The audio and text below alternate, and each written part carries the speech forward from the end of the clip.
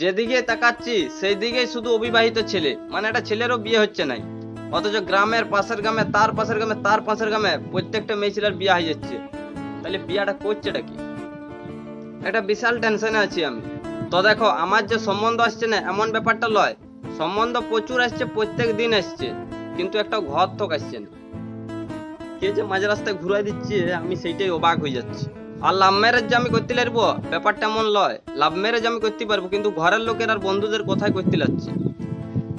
ঘরের লোক ভাবছে লাভ ম্যারেজ করলে পণ পাবে কেন, আর বন্ধুগুলা ভাবছে লাভ ম্যারেজ মানে তো ঠাকুর থানে বিয়া করা হয়ে যাবে, তাহলে ও আর আমার শ্বশুর ঘরের সামনে মদ খাই নাচতে পাবে না।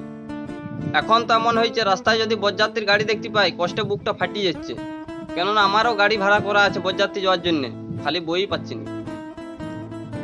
আর আত্মীয় স্বজন কুটুম রিলেটিভ ইয়াদিককে তো বলেই হারি, রেজাল্ট খারাপ ওদের 10টা ফোন, কোথাও খারাপ কাজ করে এসেছি ওদের 15টা ফোন।